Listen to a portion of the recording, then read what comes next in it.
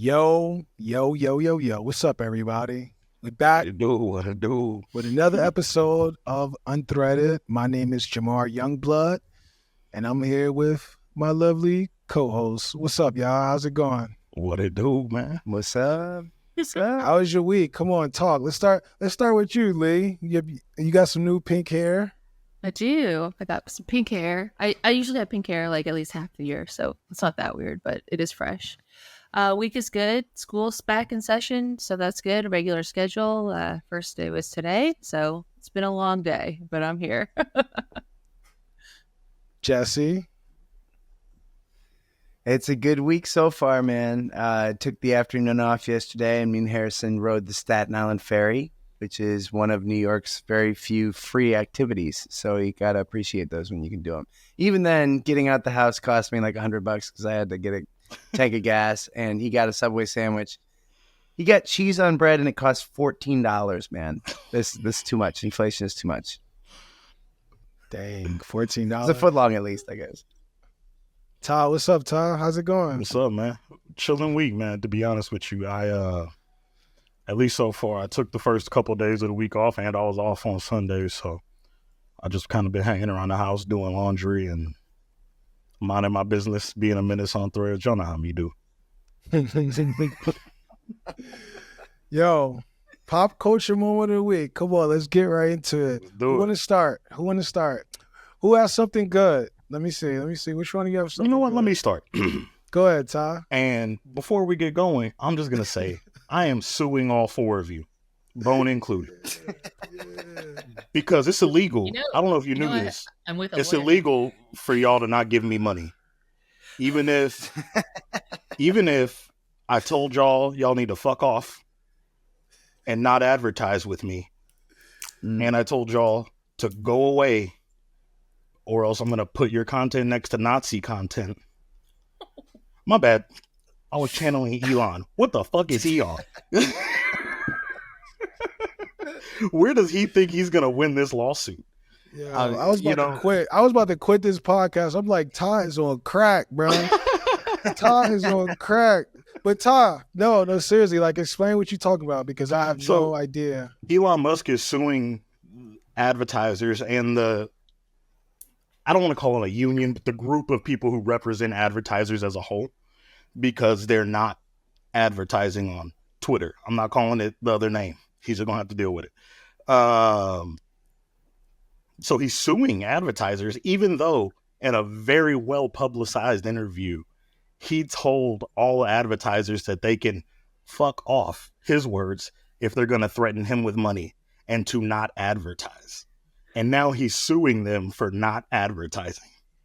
You ever get the feeling, though, that it's like that these dudes, the lawsuit, they don't think they're going to win. It's just like a PR battle. Like it's just like something to make him feel powerful. And that's fine. But also, if I'm his lawyer, I'm turning on that clip and being like, what you want me to do? Yeah, I would guess his lawyer says that pretty frequently. That Eli, so he's he pays that lawyer a lot too. I'm sure that lawyer's making a killing just to play Elon clips in court. It's not worth it. You could not pay me enough, man. No way.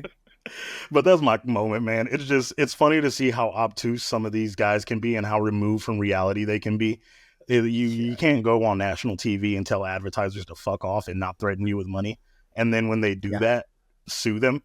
Like, I just don't. Yeah, it's just funny to me. The whole situation to me just made me laugh. So I needed to start off with a joke, and then you got me, man. I was like, what the freak is going on? Leigh, pop culture moment of the week. Yeah, I'm going with The Acolyte getting canceled. It was kind of big news today on Threads, and I did post about it today. What is that, Leigh? It is a Star Wars what's it called, like miniseries. It's like the Mandalorian, like the little spin-off one. So it's like focusing on like a different part of a Star Wars story kind of thing.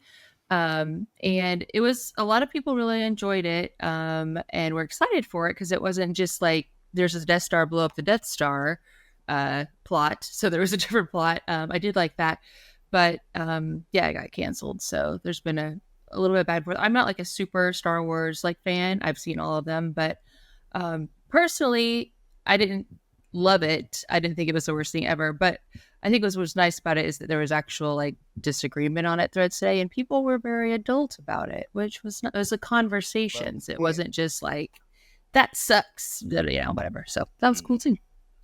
I've heard that fan base can be one of the most toxic. So they're pretty intense. Damn, man, 2 for 2. I didn't know about that either. Come on, Jesse. Jesse, bring it home, man. Mine's really obscure, so I think we're going 3 for 3 here. I sent this in the group chat earlier, but there is this absolutely amazing and ridiculous video that was posted to Instagram a couple days ago. It's like a custom song that this animator content creator made called Mario Don't Save Her. And it's pretty funny in and of its own right. I'm not going to spoil it for y'all. Y'all should look it up. I think that... Nah, spoil it for me, bro. I'm not going to look it up. Spoil it. All right. Well, the creator's name, for those who do want to look it up, is B. Scott, the number 2 hot, B. Scott 2 hot. And he's an animator. And he made this video from... He's playing Luigi, and he's advising Mario against some of Peach's more ribald activities in the streets. Very pretty, very over the top song. But I just want to say this, that I am just, whenever I see videos like this coming out of TikTok or coming out of Instagram, I'm just like, I do not understand. There's a level of talent that y'all are doing this for free, and I'm just like blown away sometimes. Like, you watch his transitions, his custom animations. He wrote the song, performed in the video. I'm just like, this is like next level. And to do it all like on free platforms, he must have representation. He must be making his money. I hope he's making his money. But shout out to the content creators, because I know a lot of them don't get paid enough, and there's just so much talent out there. And whenever I see something like that, there's like half of me that's just super hyped to see it, and half of me that's like mad and knows like I gotta go learn some new stuff because I gotta step my game up, Nice. Yep, you're right. 3 for 3. I didn't know about that either. It's funny. I didn't know about that until you posted it in the chat. And I watched that. And I thought it was a little Ty coded. I was like, I think Ty will like this. Yeah. No, that was gold, bro, for sure. My pop culture moment of the week is Reverend Jesse Jackson at the Democratic National Convention. My mustache, bro. And it's my pop culture moment of the week because I actually met Jesse Jackson. This is like probably like 10 years ago.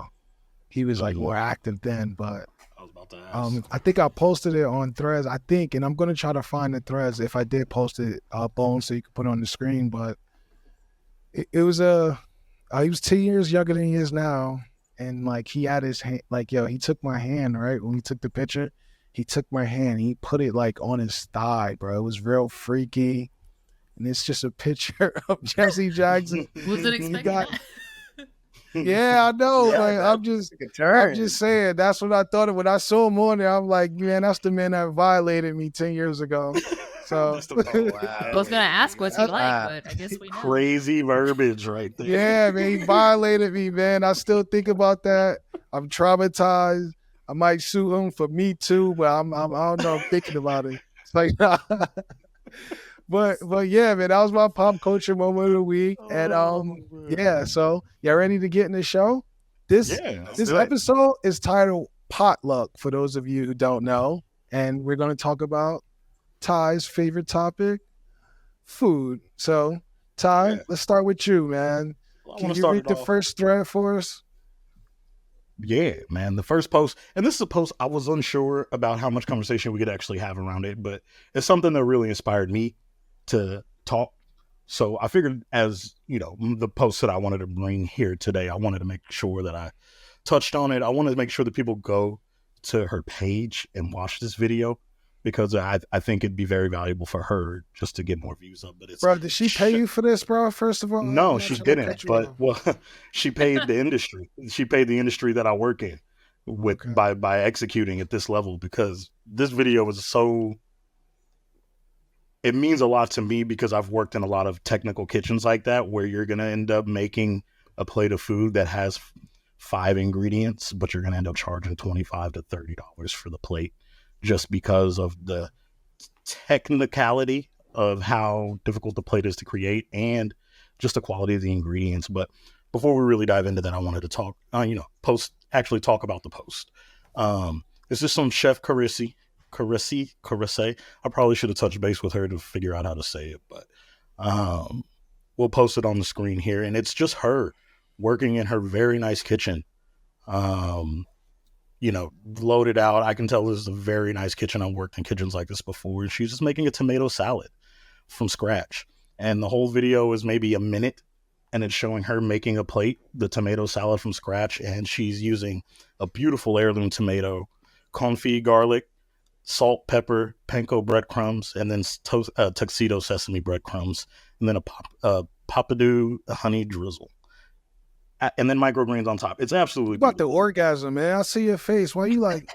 Because it's honestly, you guys know, my whole life outside of my son is wrapped up in the food industry and appreciating the quality of food like this. And as someone who's known as the meat man, and given the industry that I work in now doing barbecue, there's not a lot of chances for me to appreciate really beautiful tomato salads like this. And when this came across my timeline, I really wanted to make sure that I shouted her out and make sure that she got her props, because it's truly beautiful. 5 ingredients. And I wanted to talk about how there's like an overcomplication of restaurant foods nowadays, where there's always this Michelin stars go to the most complicated dish that you could create. And it shouldn't be like that. There's so much beauty in taking 3 or 4 ingredients and just making something that tastes great and look great. And in that thought process, I actually wanted to talk about Michelin stars. I don't know if you guys know how they got started, or what they are. It's the tire company, right? It is the tire company. And it actually started as a book that you got when you bought tires from them that labeled good, affordable restaurants along the major highways of the USA for you to be able to travel to if you needed to stop to get your tires changed. Somewhere along the way, it turned from good, affordable restaurants to the most complicated, expensive restaurants. And I'm not sure where that changed, but I appreciate the original idea, but the new idea is kind of just twisted to me sometimes. Sometimes the best dishes you're ever going to try are going to be the simple 4-ingredient dishes that are just done well with high ingredients from a good chef. This post really touched me in that way. And I wanted to bring it up on here. I don't know how much you guys have to say about it, but I'd really be interested in you guguys' take. Now, Leigh, what's up, Leigh? Come on. What do you think about I got lots of takes. I love it. One of my favorite restaurants here, we don't have a lot. I never going back and forth about it. We don't have Nickelodeon, but we have a restaurant called Bardal. Shout out to Bardal, and it has like plates like this. Like it's all seasonal. Their menu changes weekly. It changes daily if they run out. Like they brine their own olives. Like everything is fresh. They make everything in house, including everything for the cocktails, like infused stuff. They make it all there. It's amazing. But yes, like local produce, seasonal produce that's fresh. It needs very little seasoning even. You can really bring the flavors out. I live for this kind of stuff. Just very beautiful, simple food. I like fancy food, like crazy intricate food too. I care mostly if it tastes good. Right. But yeah, this is incredible and I want to go try it. I do. Jesse? I always love when I see any sort of exploration of food. I feel like I can cook well, but there's so many different like levels to this knowledge. And that's why I love spending time with you, Ty, but also coming across posts like these because I don't know what tuxedo sesame breadcrumbs are. I've never heard of that. I've never heard of that in my life. And this is a simple dish. So it's like, I know it's like a very specific flavor profile. The second thing I want to say is, Ty, that I feel like whenever Michelin made that shift, I want to do some research here because I'm just of the impression that somehow Ronald Reagan is responsible for that switch up. Always. And then, of course, we had to wait. Yeah, pretty much. And then we had to wait, of course, 20 some odd years for Guy Fieri to assume that slot of championing the roadside, go to the Church of Flavor affordable restaurant. Yeah. But I wanted to ask you, Ty, like, I guess in the food world, I'd be really interested to know how fame gets parlayed, because all I know about the restaurant industry is like that it's always really hard to make profit margins, right? Food is expensive, and charging it's like you said, you have to upcharge like crazy, but even then it's all based on time and filling the restaurant. I'm sure you can speak to this much more eloquently than I'm putting it. But what I'm curious about is like the way that the dynamic of fame plays a role in the restaurant industry. And you mentioned the Michelin star as kind of a great example of this, but you see it in New York too. Like when the cronut became this big thing, then this bakery that used to be really artisanal and like celebrated and had this great reputation became all about like the TikTokification of food, which kind of fascinates me, especially as a New Yorker who has access to so many great restaurants. So I'd love your perspective on that. I think that America specifically, and I guess Europe can be included in this, and obviously Canada as well. I kind of consider us along the same path culinary wise. We relish in the glamour of the noticeability of the Michelin stars a lot more than other countries do. You'll go to countries like Korea or Japan, and you'll find these little shops who are like on the third floor of an apartment building, and you would have never known it was there unless you can read Japanese or Korean, and they've got Michelin stars, and they didn't raise their prices. They're still serving the same tteokbokki with chili sauce that they were serving 20 years ago. You know, they don't relish quite as much as we do. Not that they don't have those restaurants. They absolutely do.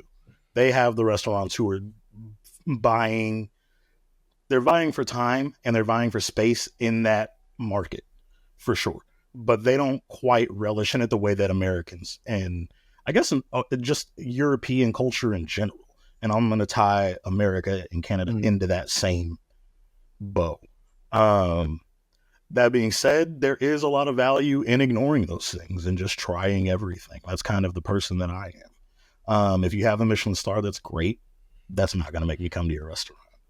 Like, I'm sure it's fantastic, but I've also had fantastic steak. I make them myself. Like, I'm not looking for you to show off to me with a $75 steak. I'm looking for you to do something that I enjoy. Not that I don't enjoy steak, but I want to see something new. I want to see something old. I want to see something. Don't just serve me a plate of food and expect me to, they have a Michelin star. This is the best steak. Show me something. Show me something of quality, whether it be new, whether it be old. Jesse, I like how you just took over the show, because that was not in the run of the show. You just, Ty, I want to ask you something. Curious, no, I know. I'm just saying. But that's interesting that you guys just, I want to say nerded out or geeked out with food, but you guys and Leigh seem really interested in food, and I don't care about food, not one bit. I wanted to talk about this with you, if bro. I cannot eat or sleep for the rest of my life, that sounds perfect. That's super interesting. I wanted to ask you, because it's on the run of the show specifically, like, you know, the question of what's your relationship with food, and you've touched on that. Is there anywhere specific that comes from for you, bro? Bro, I'm just not a foodie, man. Really? I'm really not a foodie. Like, I don't know. I feel like, and if y'all want to get real, like, people complain about racism. They complain about like white supremacy. They complain about everything else. But food is the biggest killer of all of us. Mother Nature and food, bro. Mother Nature and food, especially with us black people, Ty. Yeah, you're not wrong. It's like diabetes, all this other stuff. So it's like, I don't know. And another thing, we don't eat by design. We don't eat how our body is supposed to, like, how our body's supposed to take design. We eat by desire. So right. I think food is just the biggest killer of like humans, bro. So if I could just like take a pill every day and it was like, all right, you got all your nutrients, you don't got to eat. You would eat them Jetsons pills where they get them out the vending machine and it tastes like roast beef. Yeah, like, I'll be so happy, man. I'll be much more fit. I don't know, because now when I eat sometimes, like, this is why I get sick, because I eat like a kid sometimes, man. I'm like, let me get bacon and I eat gummy bears and all this shit. Then I get sick. I'm just like, but now I need to take it more serious. And there's a theory out there that like food is medicine. So I'm trying to, Yeah. I'm trying to get on that vibe and all that. So I definitely agree with it. I'd even say food is medicine in multiple ways. Food is medicine for some people through eating the proper nutrition to make sure that they're getting what they need to feel good. And then for some people, food is medicine in a way that it's comfort for them. And sometimes the comfort version of that is much more unhealthy than just enjoying like a properly balanced meal. Yep. Well, it's like a trade-off. Jhamar, do you ever have cravings? I'm just curious. Like, I know you're a foodie, but like, is there something like you like a meal that you like crave on a regular, or like? Nah. Really? That's crazy to me. I wake up every day with a new too, man. I'm hungry right now. Nah. I need to like. So like I've been fasting on Mondays and not eating at all on Mondays. Really? Yeah. Just so I can like, again, man, I'm just trying to live a more spiritual life. I think I worked on. I think I got a good soul. I don't know where the soul comes from. I feel like my soul has just always been good. I feel like I had to work on my mind, get my mind right. And the last step is like my body. So Right. a part of that is like exercising and make sure the right thing goes inside my body. So that's where I'm at now. So when I saw this topic, I'm just like, damn, I'm with 3 foodies right now. I don't know I don't know how the hell. I have another question because Tomato like salad. as someone who's always, even when I played football, right, it was important for me to eat a lot to make sure that I was gaining the weight and like having enough energy to expel on the football field. And going from that to being a chef, I still needed to eat a lot and make sure that I was eating everything and knowing what things tasted like. I guess what I'm trying to get at is there's like a specific, like, is there a specific thing for you that made you that way? Or is it just you've always been that way? I think it's just research, man. So, like I'm doing research on how do you feel most complete. And a lot of it is like putting the right things in your body. It's like people don't know the digestive system. Apparently it's like your second brain and it's probably more complex. Yeah, that's a good explanation. Exactly. Gut health. So it's like, so when people say it affects mental things, it can affect like exactly. Yeah. Like people say things like, "Oh, I got butterflies in my tummy." It's like it's a lot of spiritual stuff going on down there. So yeah. I think just me prioritizing that, that's just been really, really important for me. So again, this topic or this whole show is going to be interesting because I'm just listening to y'all. Jhamar, you need to get a biome done where they like go like scan like your like the bacteria and stuff. I want to do that too. It's the technology's come pretty far in like the last 10 years. So yeah, it's cool. I always get the Instagram ads for that, and I'm like, I'm like 50-50 split on whether it's real. I'm afraid if not the be science behind it, meat, but specifically the Instagram ad. Like they definitely going to tell you to stop eating all that steak, Tom. Red meat for sure. You do not need that. Okay, but I wanted to build on that man. though, because Ty, I feel like you touched upon something important, and Jhamar, I like that your vision. I think of like spiritual fulfillment is a more patient and disciplined one, but there are certain foods that offer kind of spiritual fulfillment directly in that moment. And I think that's kind of where this like notion of being a foodie or whatever, somebody who appreciates food or is willing to have an elaborate meal or maybe eat something unhealthy comes from, because it's like the trade-off for me is like, yeah, okay, this may not be the most healthy, but like it makes me feel really good. Or I love the aroma that it brings to my kitchen, my household. I love kind of the memory it might evoke of my grandma or of another relative or loved one. So it's amazing to me that food can have all those cultural and spiritual ties that are momentary, but it also can be something that, to your point, Jhamar, has such an overarching effect on your health that you treat that kind of relationship to it in a different way. Yeah.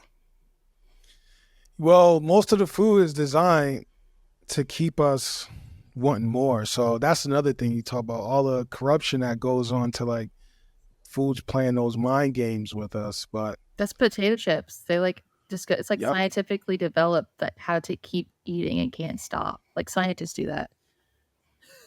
That's why you shouldn't eat the chips and salsa at Mexican restaurants. They're just trying to make you hungrier.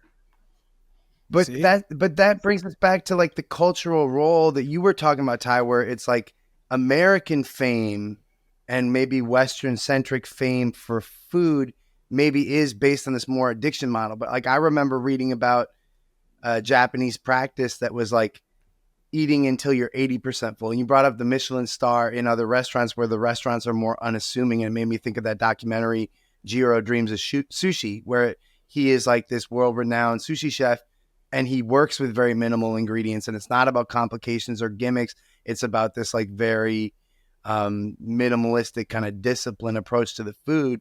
And the way I remember reading about this like relationship with food for some people in Japanese culture is that like you're supposed to try to eat until you're 80% full because you're actually 100% full. And if you sit in that 80%, then let a few minutes pass, 5 minutes, 10 minutes pass, you feel full, which is so counter to what I learned growing up in the Midwest in agriculture country, where it's like eat the whole plate. Like there are people starving around the world. Don't like pass up on it. And yeah, man. So I've always felt like more of a compulsive relationship to finishing my whole plate or eating really rapidly. There's classism in that too. Like people who like both of my parents grew up pretty poor, and it is impossible for my dad to not finish all the food. It's what he knows, like, you know, and so he'll finish our food. Like it's still to this day, he's like, I'll eat that. So yeah. We're running long on this segment, but I do want to make one point to your point. I'm glad we got 15 plus minutes out of tomato salad. True. To your point, Leigh, my father grew up very poor, but when I was growing up, it was less about eating the whole plate for the fact that there are people starving and more about eating the whole plate because you need the nutrition. You're trying to get big. Like you've been trying to get over 200 pounds for 6 months. You need to make sure you're getting all of this in you so that when you go work out, you're turning it into muscle. It's very interesting how the different ways you're raised can affect the way that you view food. Yep, great chat. Leigh, you want to introduce the second thread? Yeah, sure. I actually I can't believe this came up not from me because I've known about this for a minute and I love this. This is like one of my favorite fun facts. But all right, here we go. Looks like Brenton T. Fisher.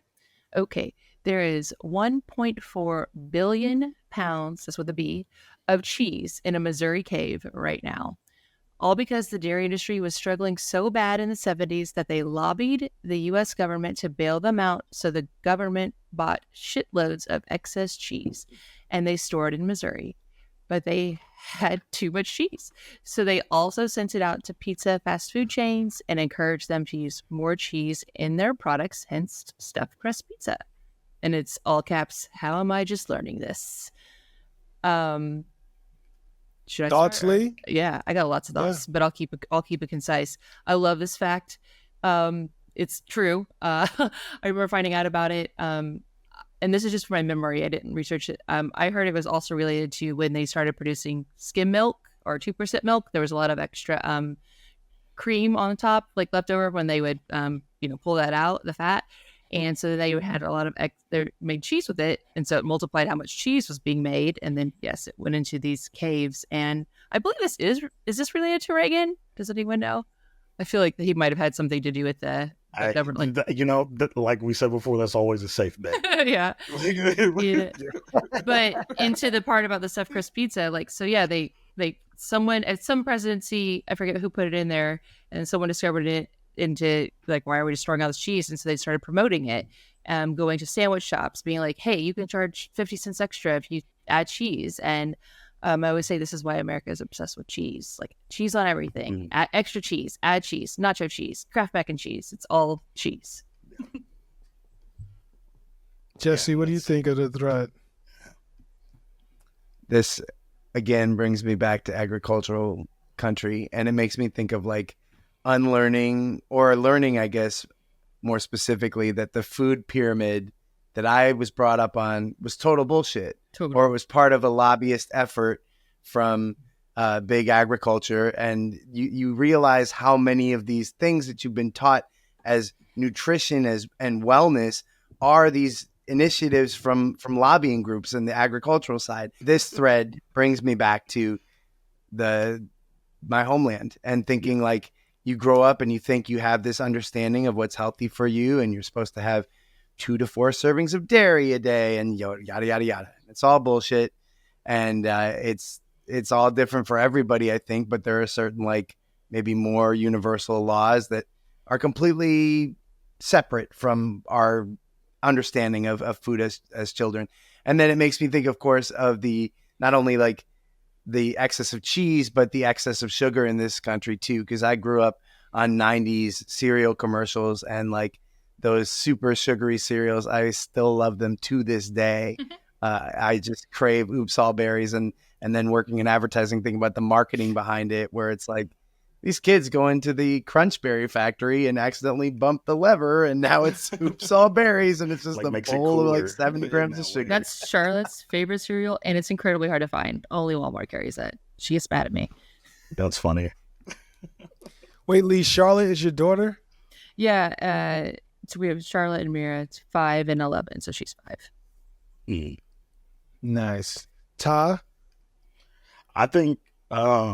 you said a lot of really good things there, Jesse, especially with it's different for everybody thing. I think that's why nutritionists are so important. And I think it's an unsung field for doctors to lead themselves into.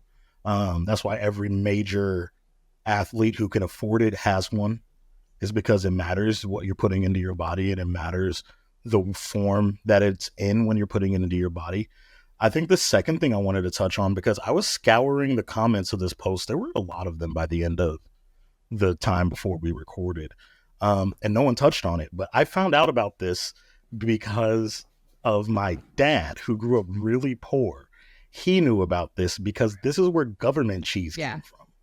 The USA started using this cheese to give to poorer families as a means of helping them. Sure, it helped in immediately filling you up, but also there's a lot of underlying nutritional racism that can come from that, with the fact of where a lot of that cheese was going and the unhealthy amounts of curds and creams that were in that cheese compared to other artisanal cheeses and nicer cheeses that you could have. Yeah, man. I know I'm lactose intolerant, so I know so many other Black people that are lactose intolerant as well. And I know it's not just a Black thing, but dairy, especially if it's not like fermented and they don't have the probiotics, it's just not supposed to be in our bodies, man. That's just another thing. Was like, remember those Got Milk commercials? And it's just like, you need to drink milk. Yeah. You need to fix, because they're gonna give you strong bones and big muscles and all this stuff. It's just like, that stuff is not supposed to be in our bodies, man. That's so true. Earlier this week, I posted about like the first dude who saw a crab and ate it was a freaky man. Hey, imagine walking up on your homie being the first person sucking milk out of a cow udder. Oh, I'd have been like, you're disgusting. You're not allowed in my house anymore. That's probably why that dude invented cheese and everything, because he spent the rest of his life trying to justify that behavior. He's like, wait, I can explain. Cheese, butter, look at everything you can make with this. It's so not good, weird, right? So we have a question, and I'm going to ask Leigh first. Would you visit a cheese cave? And I'm also going to ask, would you jerk a cow off to get the milk? Because that's what they do. Nah, that's what they do, bro. I got it. This is easy answers. Yes, absolutely. The fact that I haven't already is ludicrous because I live in this damn state now. I had forgotten about it, and I'm kind of sad that I couldn't do this. Maybe I'll do a special segment for later and go visit these cheese caves. Part B, absolutely not, because not even because of the actual thing, like farm, like that's how you get milk out of a cow. However, I hate milk. I'm pretty essentially non-dairy. I didn't drink milk as a kid. I don't like chocolate milk. I don't like I don't like cheese. Like I'm fine without it. People think I'm crazy. But yeah, so that's an easy answer. Yeah, okay. Wait, Jesse, you said it's a female. What did you say about a female, Jesse? Oh, well, a cow. If it's a cow that produces milk, you're not jerking it off. I don't think. Bro, don't be sexist, bro. Please don't be sexist right now. Everybody gets jerked off around here. Yeah, everybody get jerked. We don't got time for that, Jesse. We don't got time for that. But answer the question. With Jesse, answer the question. Answer the question. Would you visit? What is a cheese cave like? I'm saying this specific cheese cave. I want to go to this specific cheese cave. So my answer is yes. Wheels? I want to go to I want to find the 1.4 billion pounds of cheese. Okay. I want to live out my fantasy of the Oops All Berries commercial. So I'm going to bump into the cheese lever, and then it's going to just activate tons of hijinks, and it's going to spit out a ton of cheese curds, and I'm going to market it to Culver's as the Oops All Curd sandwich, and we're going to make millions. You might. But speaking of milk, I recently saw how oat milk and almond milk gets made. And apparently it's a bunch of oil in those things. Yeah. Yeah. What the freak, bro? Well, nuts are mostly like just fatty oil. Fibers and oils. Yeah. That's just, it's oil from the nuts. It's not like. Yeah. Nah, listen, I heard they grind the oats up. They jerk them off. They jerk off the nut. You can make it up very easily, man. Yeah. Listen, here's what I heard. I heard they grind up the nuts or the oats or whatever. Then they put other oil in it and they put other stuff in it to make it creamy. Yeah, bro. Yeah. It's intense. It's intense. I saw that and I'm like, oh, man. You can make it at home without any of that very easily, bro. Oh, really? Yeah, just take cheesecloth, put them in a jar with a bunch of water and leave them in your fridge for like 2 days. And then pour it into a cheesecloth and squeeze it. And the liquid that comes out is oat milk. That might be some knockoff oat milk. I don't think all oat milk is like that. Because most of it's just like oats water. But yeah. Yeah, normally that should be the only 2 ingredients, but they're adding more oils and stuff. Yeah, man. I saw it on YouTube, bro. I was like, there's no way that the Silk oat milk company is not like adding additives and preservatives to this. Right? Like, there's no way they're not. Right? Yo, I'm going to try to find a video and I'll send it to the chat. But I was like, man, that blew my whole mind. I stopped drinking oat milk because I used to put it in my coffee. I'm like, I can't do that anymore. It felt like the healthier option, I'm sure. Right? But that's how they marketed it, Jesse. You know, that's how they marketed stuff. When again, like finding out the things that just disillusion you to all this shit is so upsetting because you're like, you grow up, you're like, FDA's got my best interest in mind, and then you say something when you're growing up, and you're like, what the fuck, man? Like I saw the ProPublica report about microplastics and PFOS from 3M. Shout out Minnesota company 3M. They were fucking using this shit in food packaging, and nobody gave a shit. So we all have microplastics in our body. Yeah. There was a CNN headline. Jhamar, Ty, we have them in our penis. They tested it on. That was horrifying. That's absolutely insane. More so penis 3M. Talk, huh? Yeah. Well, you started it, man. It's all the same. But Jesse, that's why. Seriously, like that's why I drink water out of copper because I learned from my online guru that copper does something to the water. You let it sit for 24 hours. All this stuff. Right. So, Ionizes it. Yeah. But it's just wild. It's wild how prevalent that is and how unchecked all that stuff goes. And they're just like, it'll probably be fine. Half that stuff is just suggestions anyway. Like the born-on dates or like the sell-by dates. They're just made up. Yep. Okay, Jhamar, I got a question I want to ask you. Yeah. Are there any, you seem to have a lot of differing opinions from us on food. Do you have any on everything? I think on everything, but I think that's true. That's very true. But it's on food specifically, since that's what this episode is about. Mm-hmm. Are there any other food conspiracies that you really feel like are true? Other than the government. Actually, yo, there was one. This is so funny. So this is so funny. I heard back in the day. I don't know if this is the '60s. I heard the government was putting stuff in grape soda, right? Because black people like to drink it. I heard it was putting things in grape soda that make our brain messed up, man. But I'm not. I kind of believe that because it was the 60s or 50s when things was like unregulated.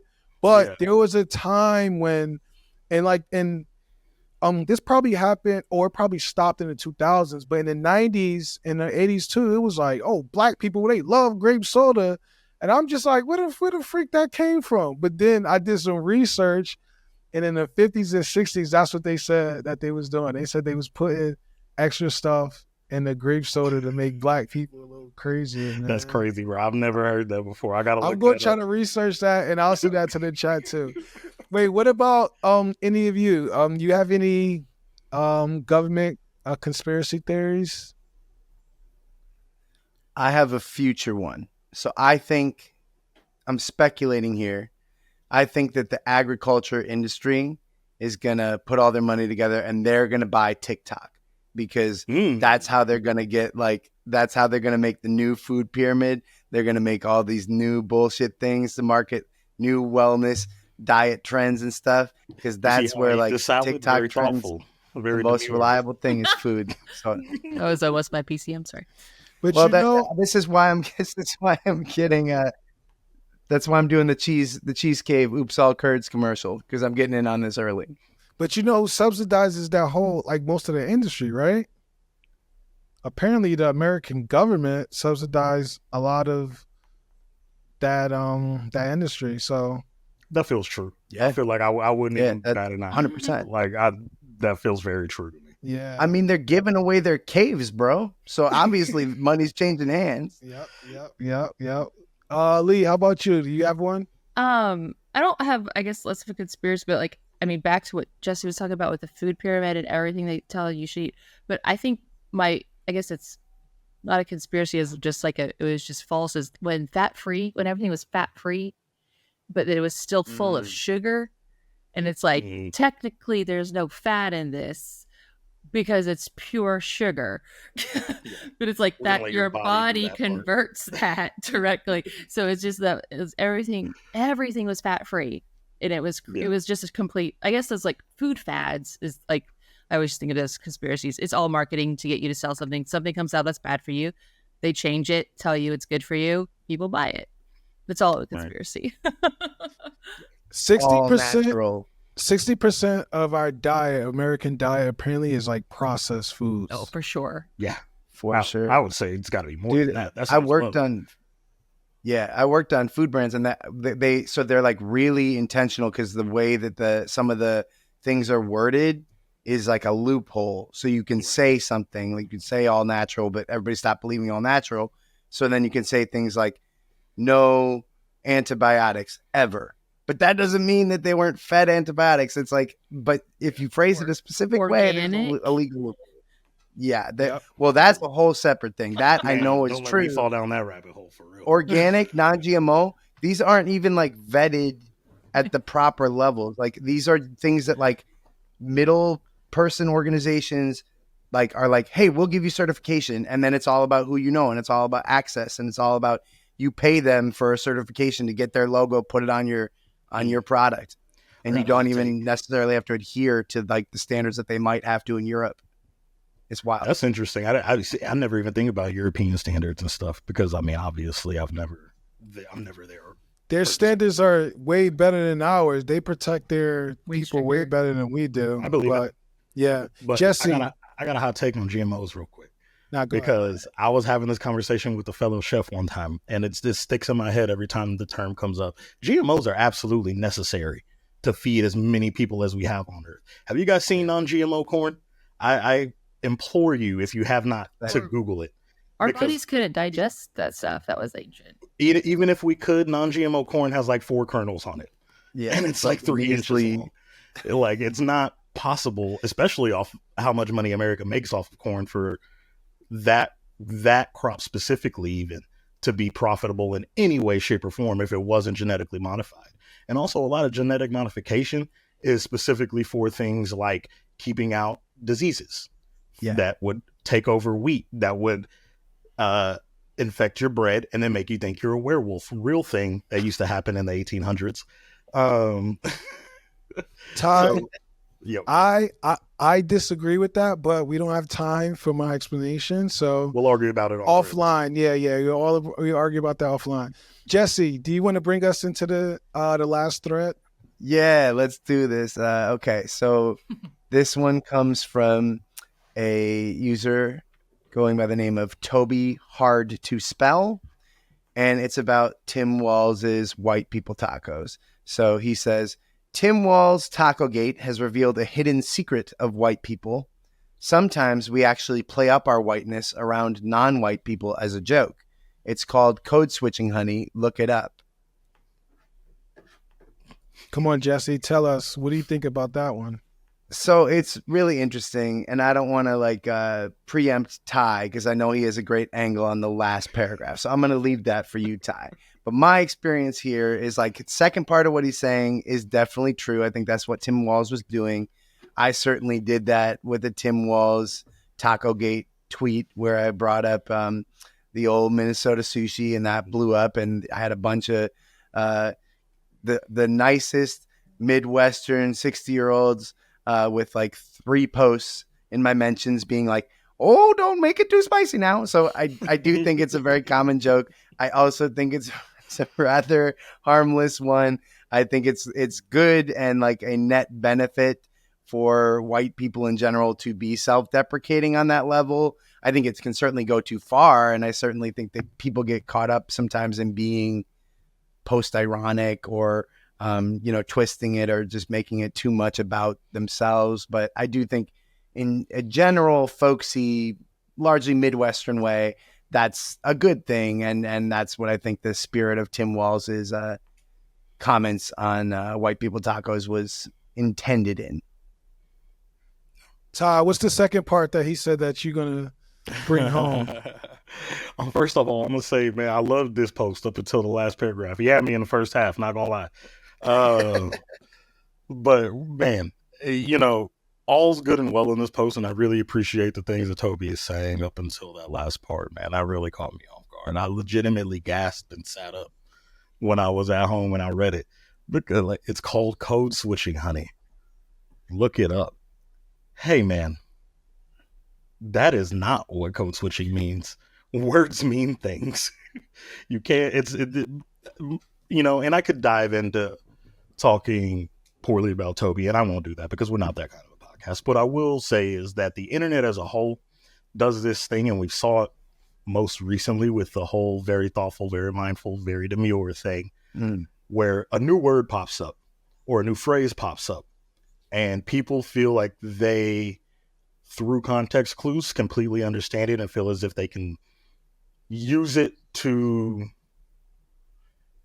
establish their own base for their own point, as opposed to actually understanding what the phrase means and pushing it forward with its actual meaning. We see a lot of words be devalued because of things like this.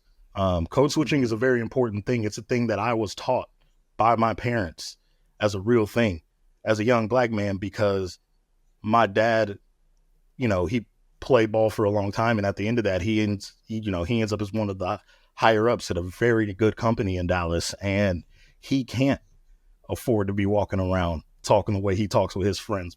I've heard how they talk. That's not going to fly in the office. And it's mainly because there's a comfort level around people that you're comfortable with, whomever they may be, whatever demographic that is, that you can talk differently. But then there's certain environments where you just can't talk that way. That's code switching. And I'm not even going to relate it specifically to black people because everyone can do it in some form or fashion. Now, as a black man, I was taught it's a thing that black people do, but I know from experience that I have friends, we call each other all kinds of vulgar names all the time. And if we were to walk into our job talking that way, it would be an issue. That's code switching. There's just a simple misunderstanding in this post, and I think what struck me was the confidence behind the misunderstanding of the phrase that really caught me off guard. The way he said it just kind of was like, oh, whew. Like, man, you didn't have to put yourself all the way in front of the bus. You could have you could have stuck your hand out and saw if you could touch the mirror first. Like, but Ty, I think he's right though, because I feel like white people code switch just as much as anyone, just as much as like anyone else. Think about it. Yeah. If I'm racist and I get around to people who aren't racist, I'm about to act like I'm not racist. So I'm about to code switch and I'm about to act like, oh, it's not in my code to be racist. So when he said, and actually, Leigh, can you tell me what Tim Walz Taco Gate is about? Because it probably would give me some more context. I'm reading this and it's like, is he trying to say that Tim Walz was trying to act like he liked tacos so he can like, oh, yeah, what's going on here? This was around...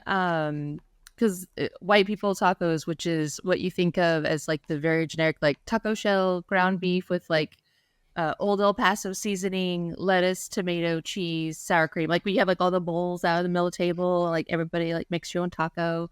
But like tacos, I'm from Texas, or grew up in Texas, so like I grew up with Mexican tacos, and those are real tacos. But the Tim Walz stuff it's the self-deprecation of it. It's like, yeah, in general, white people don't eat as spicy food as most other ethnic cultures.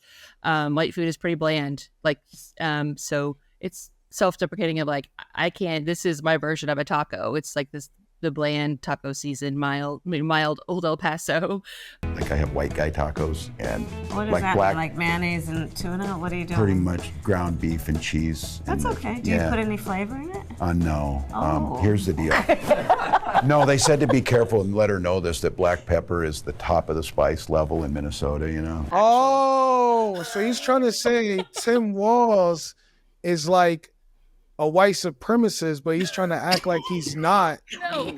Well, that's why he's code switching. He's misusing code switching, is to Ty's point. Tim Walz is just being like, LOL, yeah, I can't handle that. Like, it's making fun of, himself, but he's not actually like behaving differently.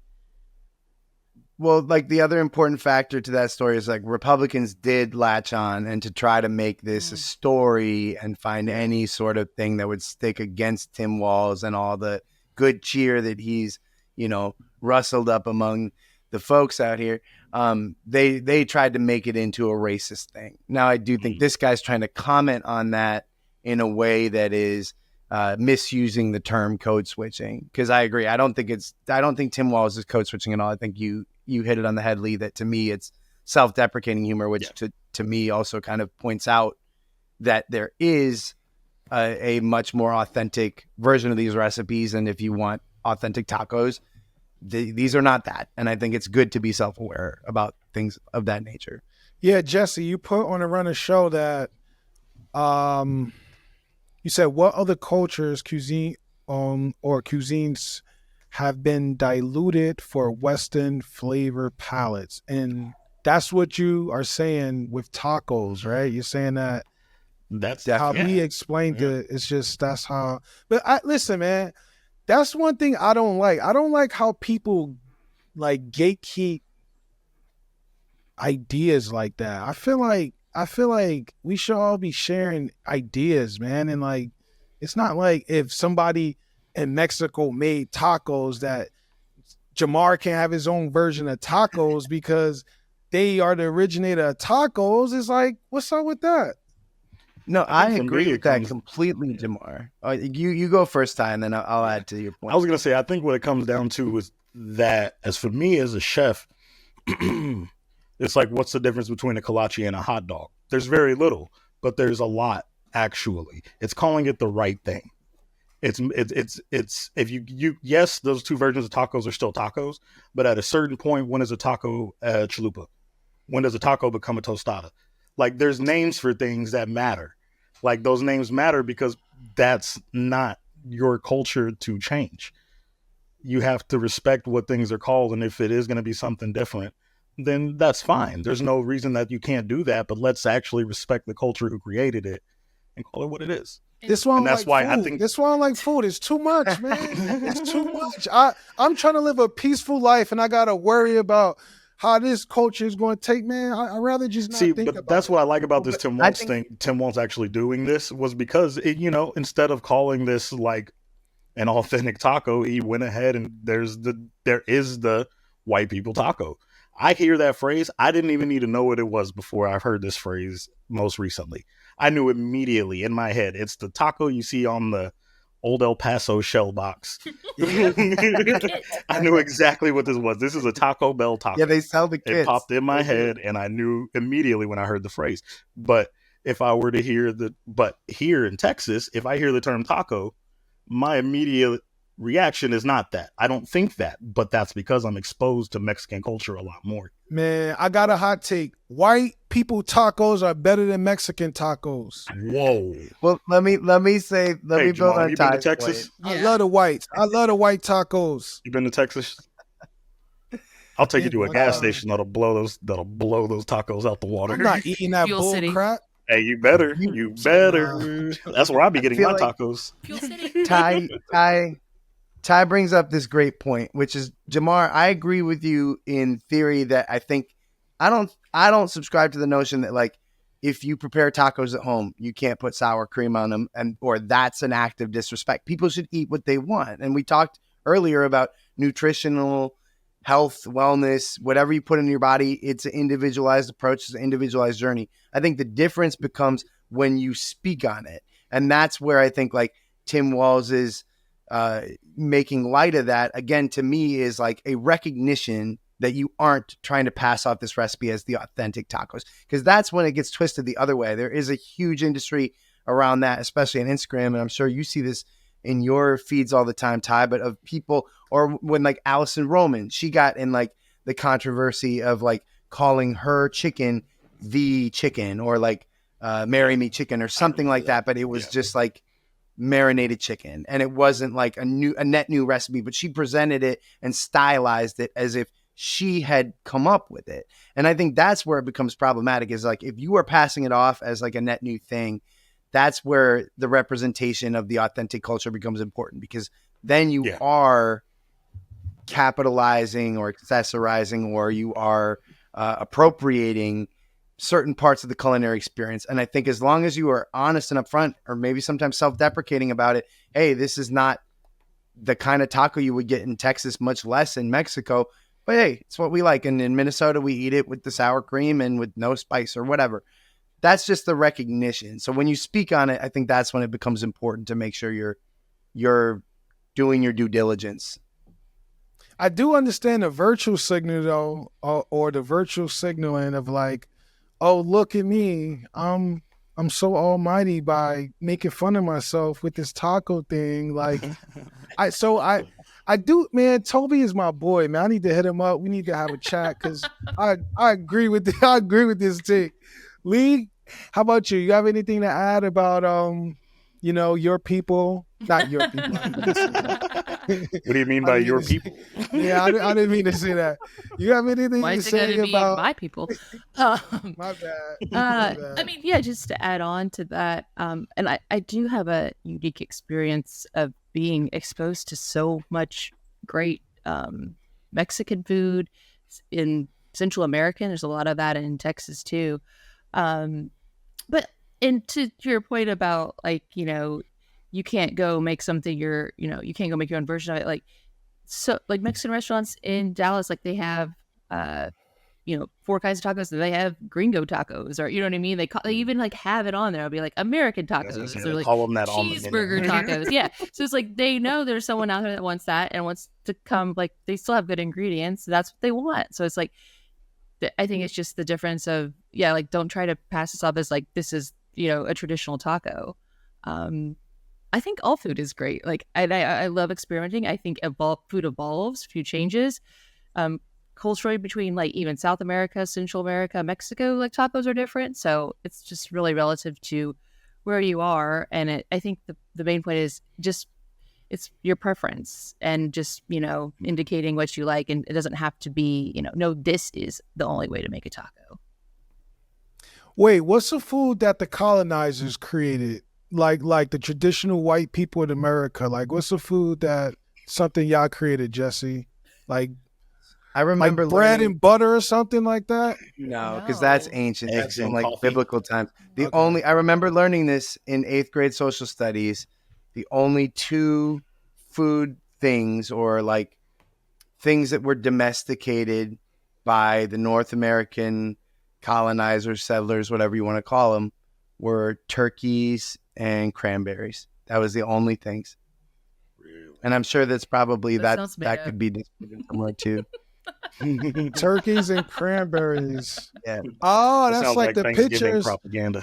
Oh, exactly, right? Because the real Thanksgiving was they murdered the natives, but they said, "Oh, let's put some turkey and some cranberry sauce, and let's rebrand this whole thing." Because look at these when y'all cute done killing those turkeys, people, you're gonna come help kill these turkeys. right? And then they started pumping the GMOs into the corn. Oh yeah, Shit rolling early, baby. I forgot about the car. Okay, so any more takes before we get into the last segment? Would you rather? I don't think it's a take, but it's something that I wanted to share with the masses because it popped in my head when we were talking about food conspiracies. But you remember the whole thing when Taco Bell got in trouble for not having 100% beef in their ground beef? It was like 97%. Do you guys know what the other 3% was? Soy. Ground up oatmeal.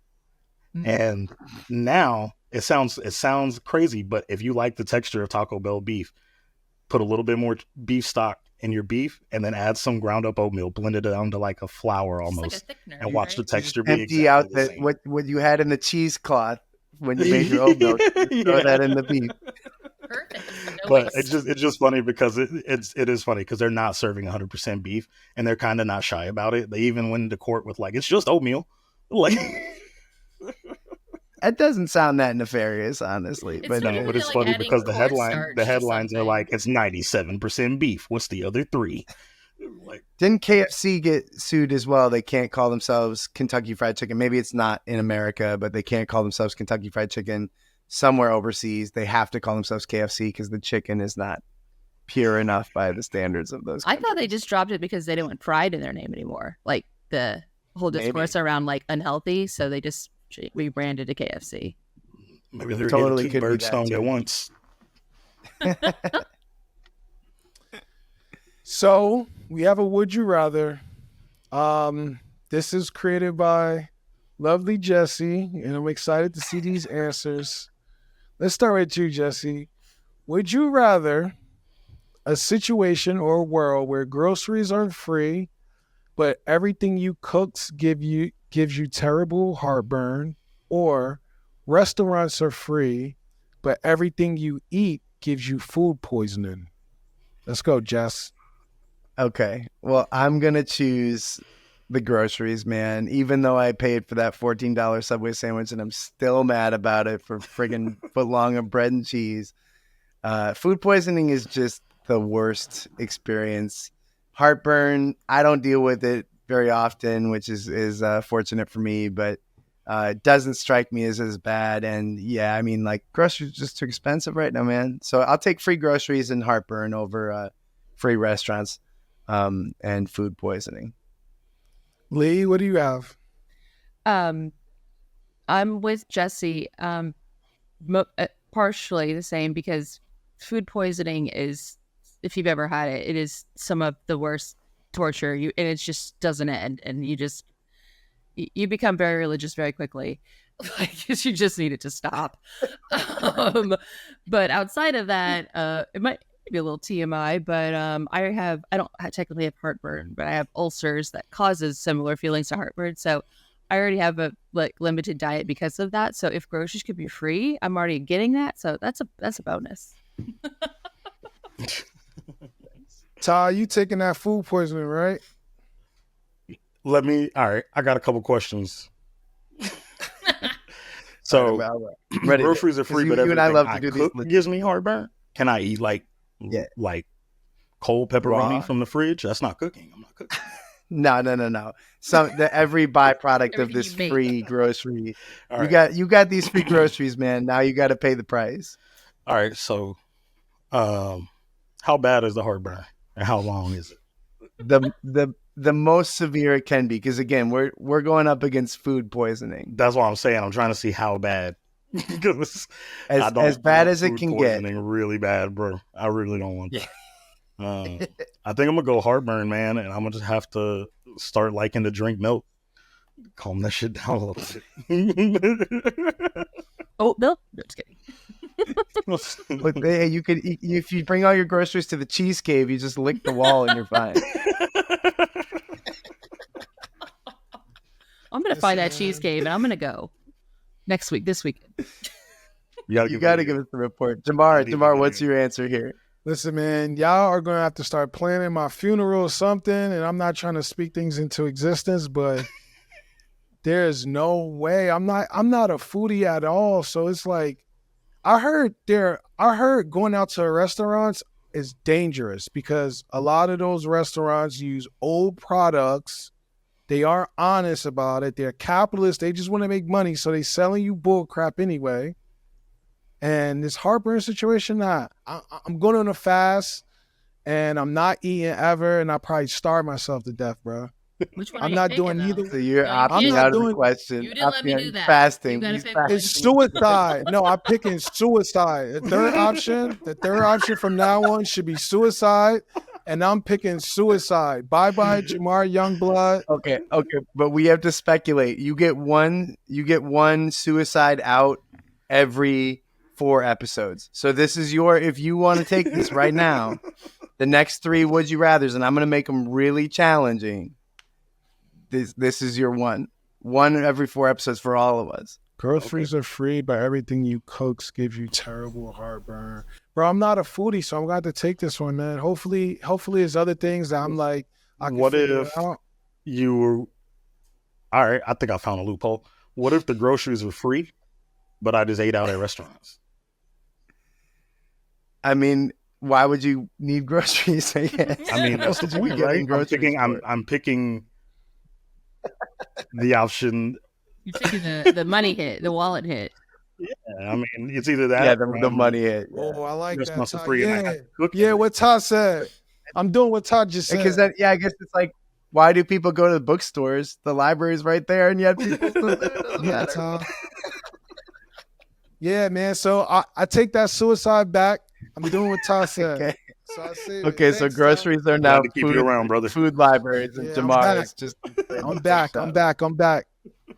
Yeah, so Todd, you want to bring us home? Or you want to take us home or bring us home? Whatever, I don't know. Take us home. Oh, we appreciate y'all rocking with us, man. It's been fun. It's always fun. You can hit all of us up on Threads. Our names? Is it names? What's the proper thing to call them? Handles. Our handles. Tweets? Our handles are all available in some form in the description or in the video.